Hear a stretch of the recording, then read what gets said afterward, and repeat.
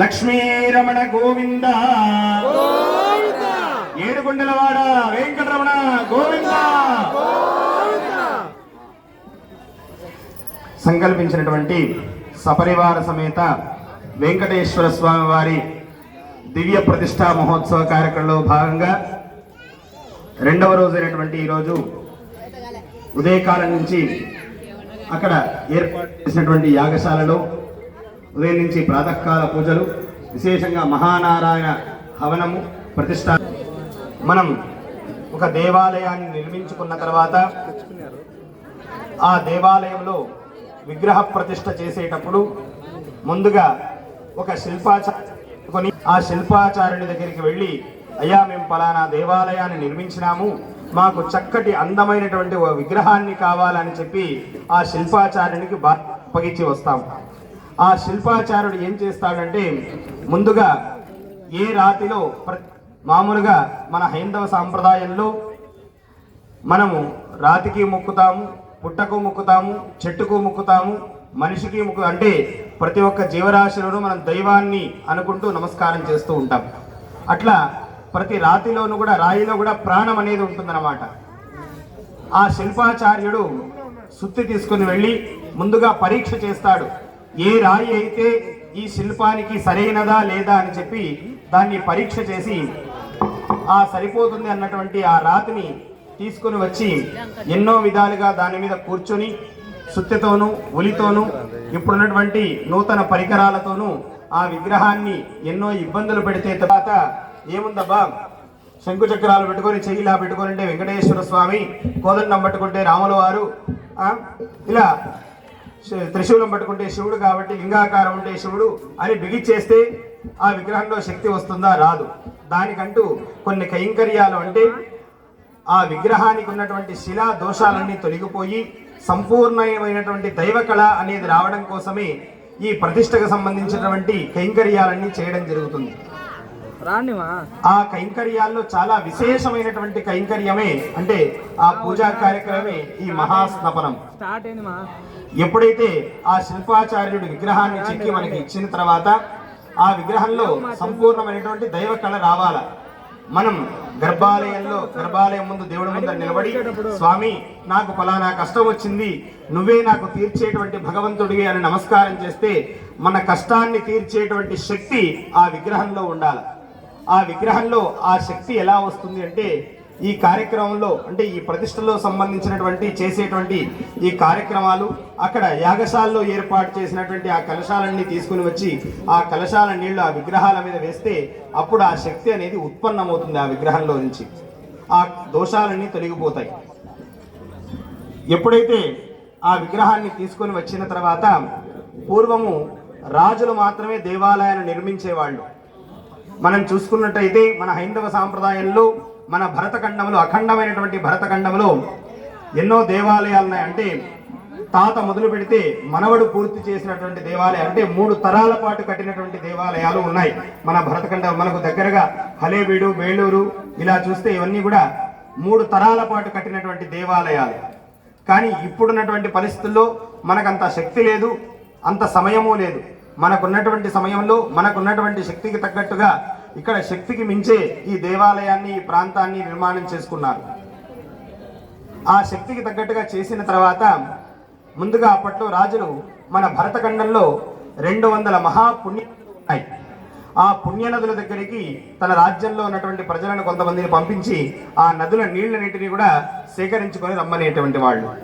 ఆ నీళ్ళన్నీ సేకరించుకొని వచ్చిన తర్వాత ఆ నీటిని ఎప్పుడైతే ఆ విగ్రహాల మీద వేస్తామో ఆ విగ్రహంలో ఉన్నటువంటి దోషమంతా తొలగిపోయి సంపూర్ణమైనటువంటి దైవ కళ ఆ విగ్రహాలకు వస్తుందన్న ఉద్దేశంతో ఈ భరతఖండంలో ఉన్నటువంటి జీవనదుల నుంచి నీటిని తీసుకొని వచ్చి ఆ విగ్రహాలకు అభిషేకం చేసేవాళ్ళు. ఇప్పుడు కూడా మనం 200 నదుల దగ్గరికి పోవాలంటే మనం చేసుకున్నటువంటి కర్మ ఫలితమో ఏమో కానీ అన్ని నదులు, కొన్ని నశించిపోయినటువంటి నదులు ఉన్నాయి, కొన్ని జీవనదులన్నీ కూడా కొన్ని నశించిపోయినాయి మనం చేసుకున్నటువంటి కర్మ ఫలితాల వల్ల. కానీ అంత నీటిని తెచ్చుకునేటువంటి సమయము లేదు, శక్తి లేదు. కాబట్టి మనకు ఏదైతే లభ్యం ఉందో, మనకి ఇప్పుడున్నటువంటి ఏదైతే చిత్రావతి నది ఉందో ఆ చిత్రావతి నదిని ఆ నది నీటినే మనం తీసుకొని వచ్చి మిమ్మల్ని అందరినీ కూడా ఒక్కొక్క బిందె నీళ్లు తీసుకొని రమ్మని చెప్పినాం. ఒక్కొక్క బిందె ఒక్కొక్క నదితో సమానంగా భావన చేస్తూ ఆ నీటిని కూడా ఆ విగ్రహాల మీద అభిషేకం చేస్తాం. ఎందుకు స్వామి నది నీళ్లే వేయాలా, నీటితోనే ఎందుకు అంత శుద్ధి అవుతుందంటే, మనం ప్రతి 12 సంవత్సరాలకు ఒకసారి ఒక్కొక్క నదికి ఒక్కొక్క పుష్కర సమయం అని చెప్పి పుష్కరాలకు వెళ్ళి మునిగి వచ్చేవాడు. ఎందుకు మునిగి వస్తారంటే చేసినటువంటి పాపాలన్నీ తొలగిపోవాలా, వెళ్ళిపోవాలని చెప్పి అక్కడ మునిగి వస్తాం. పాపాలన్నీ ఎక్కువైతాయంటే పోతాము, ఆ నదిలో మునుగుతాము, మునగం పోతాయి కాబట్టి పోయి మునిగి వస్తున్నాం. అంటే ఆ నీటిలో అంత శక్తి ఉంది. ఎందుకు అంటే ఒక నది గురించి చెప్తాను చూడండి. ఎందుకు అంత శక్తివంతమైనటువంటి నదులు, పుణ్యనదులు ఎందుకున్నాయి, వాటికి చరిత్ర ఏమి అంటే ఒక నది గురించి చెప్తాను. పూర్వము ఒక వేశ్య ఉండేది. ఒక వేశ్య, ఆమె వృత్తిరీత్యా వేశ్య అయినా కూడా ఆమె విపరీతమైనటువంటి మహావిష్ణువుకు భక్తురాలు. ఎంత భక్తురాలు అంటే తనకు అవసరానికి ఉన్నా కూడా తన అవసరానికి లేకుండా వచ్చినటువంటి డబ్బునంతా కూడా కేవలం దాన ధర్మాదులకు, ఇటువంటి దేవుడికి సంబంధించినటువంటి కార్యక్రమాలకే ఉపయోగించేది. ఆమెకు ఒక నియమం అన్నమాట, ఒక నియమం ఉంటుంది. ఏమి అంటే మొట్టమొదట ఎవరైతే తన ఇంటికి ఒక మగవాడు వస్తాడో వాడు ఇంత డబ్బు ఇస్తాడనేది ఉండదు. వాడు వచ్చిన తర్వాత భావించి మహావిష్ణువే నా ఇంటికి ఈ రూపంలో వచ్చినాడనేటువంటి భావన చేత వాడికి సకల సపర్యలు చేసి తన శరీరాన్ని అర్పించేది. ఇలా నియమం ఆమె పెట్టుకొని వాడి నుంచి వచ్చినటువంటి డబ్బును కేవలం దాన ధర్మాదులకు ఉపయోగించేది అన్నమాట. ఇలా ఉండగా నారద మహర్షి ముల్లోకాలన్నీ తిరుగుతూ ఈమె నియమాన్ని, ఈమె నిబద్ధతను, ఈమె భక్తిని గమనించినాడు నారద మహర్షి. గమనించి హెడ్ ఆఫ్ ది డిపార్ట్మెంట్ అయినటువంటి మహావిష్ణువు దగ్గరికి వెళ్ళి ఆయనకు అన్నీ చెబుతూ ఉంటాడు నారద మహర్షి. స్వామి భూలోకంలో పలానా చోట పలానా జరుగుతూ ఉంది, పలానా వాళ్ళకు పలానా కష్టం వచ్చిందని చెప్పి అన్నీ తెలుసుకొని హెడ్ ఆఫ్ ది డిపార్ట్మెంట్ అయినటువంటి మహావిష్ణువుకు వెళ్ళి తెలియజేసేవాడు అనమాట. తెలియజేస్తే మహావిష్ణువుకు ముల్లోకాల్లో విషయాలన్నీ తెలియజేస్తూ ఈమె విషయాన్ని కూడా తెలియజేసినాడు. స్వామి భూలోకంలో నీకు విశేషమైనటువంటి భక్తురాలు ఉంది, ఆమె వేశ్య జీవితాన్ని అనుభవిస్తూ నీకోసమే, నీ కొరకయ్యే ఆమె జీవితాన్నంతా కూడా, డబ్బునంతా కూడా నీ కొరకై ఖర్చు పెడుతూ ఉంది అంటే మహావిష్ణువు అనుకుంటున్నాడంట, ఓహో ఇంత భక్తురాలా, నేను వెళ్ళి ఒకసారి పరీక్ష చేయాలా అని అనుకున్నాడంట మహావిష్ణువు. చూడండి, మనలో భక్తి అనేది ఉంటే భగవంతుడే మన దగ్గరికి వస్తాడంట. అలా ఒక దరిద్రుని రూపంలో, అంటే చూడడానికి కూడా అసహ్యం వేసేటువంటి రూపంలో ఆయన మొట్టమొదటిగా ఆమె ఇంటికి వెళ్ళినాడు. ఆమెనేమేమి ఎవడు వచ్చినా వాడిని మహావిష్ణువుగా భావిస్తుంది కాబట్టి ఆయన చూడడానికి అసహ్యంగా ఉన్నా, శరీరం నుంచి దుర్వాసన వస్తూ ఉన్నా కూడా ఆయన్ని సంతోషంగా ఆహ్వానించింది. ఆయనకు సకల సపర్యలు చేసింది. ఆయన పరిపరి విధాలుగా ఆమెను బాధిస్తూ ఉన్నాడు, దూషిస్తూ ఉన్నా, అంటే తిడుతూ ఉన్నా, ఎన్నో రకాలుగా బాధ పెడుతూ ఉన్నా కూడా ఆమె ఎక్కడా కూడా నొచ్చుకోకుండా మహావిష్ణువు అనేటువంటి భావన చేత ఆమె సేవ చేస్తూ ఉందన్నమాట. ఇంకా ఈయన ఎన్ని రకాలుగా ఆమెను ఇబ్బంది పెడుతూ ఉన్నా కూడా ఆమె మనస్సు నొచ్చుకోవడం లేదు. కేవలం ఆమె మనస్సులో మహావిష్ణువు అనేటువంటి భావనే ఉంది. ఇంకా సంతోషపడిపోయినాడు మహావిష్ణువు. సంతోషపడిపోయి ఆయన సాక్షాత్కారాన్ని ఇచ్చినాడు. తన రూపాన్ని ఆమె ముందు సాక్షాత్కరించినాడు. ఇంకా ఆమె ఆనందానికి అవధులు లేవు. అఖిలాండ కోటి బ్రహ్మాండాలను ఏలేటువంటి భగవంతుడు వచ్చి మన కంటి ముందర నిలబడితే ఏమన్నా మాట్లాడగలమా? అస్సలు ఆమె నోటి నుంచి మాట లేదు. ఇంకా కాళ్ళు గట్టిగా పట్టుకొని, స్వామి ఇన్నాళ్లకు నన్ను కరుణించినావా అని చెప్పి గట్టిగా కాళ్ళు పట్టుకోరింది ఆయన కాళ్ళు. అమ్మా నీ భక్తికి మెచ్చినాను, నీకు ఏమి కోరిక కావాలనో కోరుకో, నేను తీరుస్తాను అన్నాడు ఆయన. ఏమి కోరుకోకూడదు, ఏమైనా కోరుకోవచ్చు. ఆయన ముల్లోకాలను ఏలేటువంటి భగవంతుడు. స్వామి ఈ భూమండలాన్ని నాకు ఇచ్చేయన్నా కూడా ఇచ్చేస్తాడు ఆయన.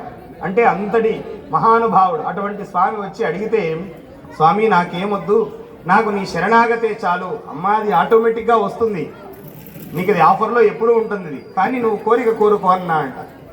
ఎంతగా బతిమాలుతున్నాడు, నువ్వు కోరుకోవాల్సిందే, నేను తీర్చాల్సిందే. సరే స్వామి నాకు చిరకాలంగా ఒక కోరిక ఉంది, చిన్నప్పటి నుంచి ఎప్పుడో చాలా రోజుల నుంచి ఒక కోరిక ఉంది.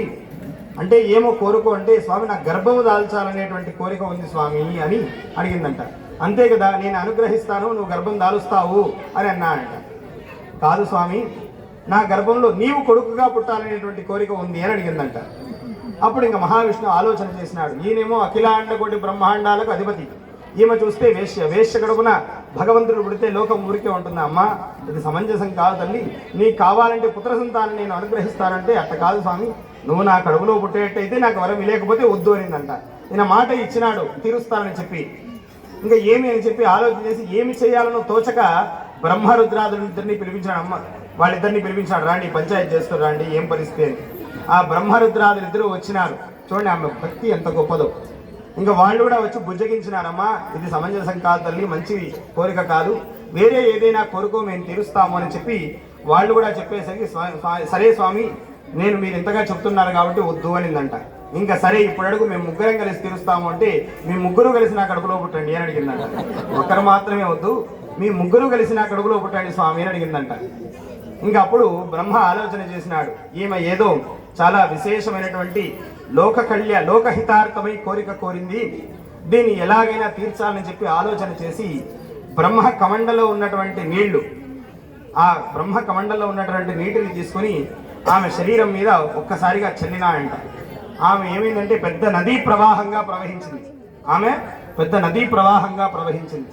ఎప్పుడైతే ఆ నదీ ప్రవాహం ప్రవహిస్తూ ఉందో ఈ ముగ్గురు త్రిమూర్తులు ఆ నదీ గర్భంలో మునిగి లేచినారంట.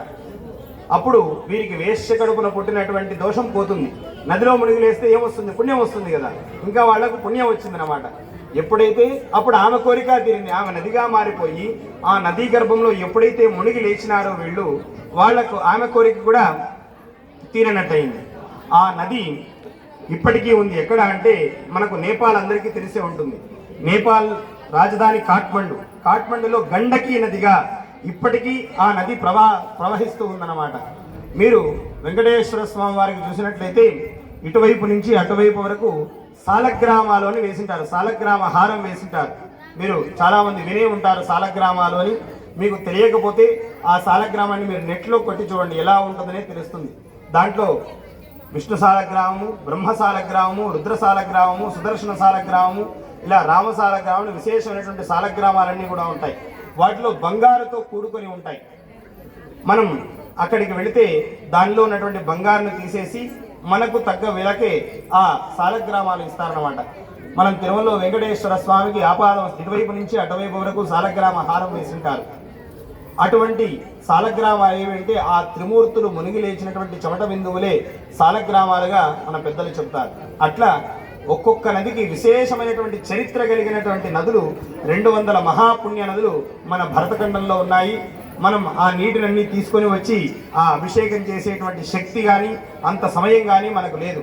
కాబట్టి మనకున్నటువంటి ఈ చిత్రావతి నది నీళ్లే అన్ని నదులుగా భావించి ఇక్కడ ఈ కలశాల్లో మంత్రపూర్వకంగా నదులను, తీర్థాలను, సప్తసాగరాలను ఆవాహన చేసి వీటిలో మంగళ ద్రవ్యాలన్నీ వేసి ఆ విగ్రహాలకు అభిషేకం చేయడం వల్ల ఆ విగ్రహంలో ఉన్నటువంటి దోషమంతా తొలగిపోయి సంపూర్ణమైనటువంటి దైవకళ అనేది ఆ విగ్రహాలకు వస్తుంది.